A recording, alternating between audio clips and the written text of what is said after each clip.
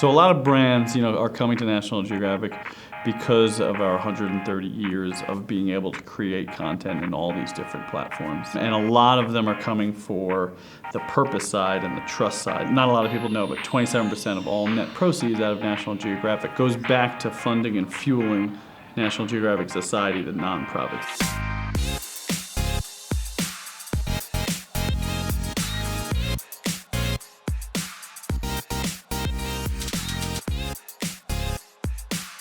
So the value proposition at National Geographic is content plus scale plus purpose equals partnerships. And I think a lot of brands can do the content, but nobody really has that 27% going back. They've 1-2%. They're trying to find foundations to align with. National Geographic started as a nonprofit, so brands are coming to us to figure out, let's align with that purpose-driven messaging and then put our messaging throughout that and through our distribution. So we have 420 million fans and followers across all of our social accounts. One of the reasons for that is because we gave the storytellers the access to the CMS. So our Instagram account at NatGeo is quickly approaching 90 million. And the reason that it's at 90 million is because we gave the keys to the castle to the 120 photographers that are part of National Geographic Creative. They have access to the CMS, they're posting in real time, they're real true stories, and that's why we've been able to grow so quickly. It's funny because a lot of these women and men, they didn't start as photographers, they started as scientists, they started as explorers. But in order to create this positive change in the world, they're doing it through the lens of photography.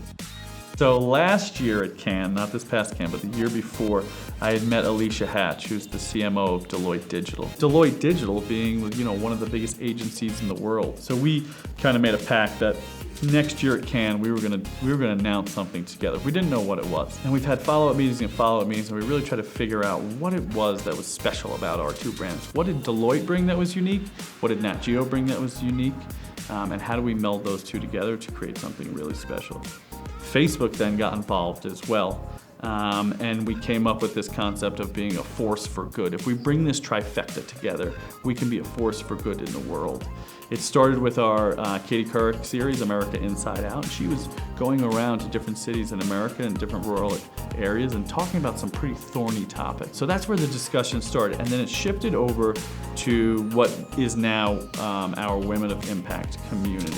We all bring our unique capabilities as National Geographic brings that talent, like the Sylvia Earles who started underwater discovery for females, Erica Bergman, who's one of the only submarine pilots in the world, Jane Goodall. We have these female rock stars from a long history of National Geographic. We're bringing them into the community to seed the community and inspire other women to be able to tell their stories to create this engine, this force for good. Deloitte is coming in with their agile content creative process to inform the type of content that we should be putting out there on a real-time basis. It's one of the prouder things I think that we've done at National Geographic. It's a big success story. We're 420 million strong, but now we have 41,000 women and men. I'm a part of it as well. It's not just for women.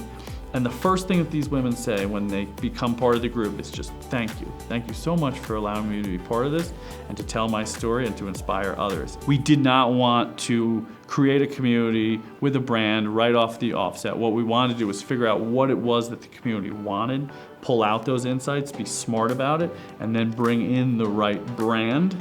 It's not going to be some type of transactional opportunity for brands. It's someone who really wants to get behind something.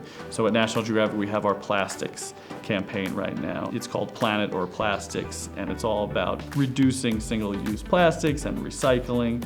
So we're talking to brands who want to get behind the research and the science of that with the society and storytelling. So it'd be something similar to that, a longer-term partnership, not a one-off in order just to reach this community, because that's not going to be good for the trifecta or the brand that comes in.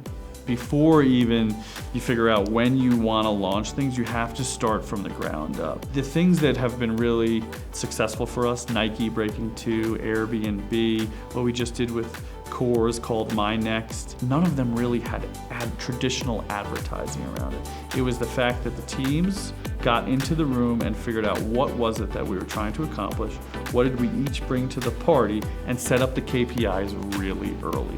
So we are a very collaborative group, but we just have to figure out from the get-go what the brand is trying to do. from there, we have the distribution. We have the social, we have print, we have digital, we can do experiential, we have 400 events around the world every year. So that's not really the problem. We can reach consumers where they are, but we have to make sure that it's a story, one, that's usable and useful, and that people are gonna actually wanna watch.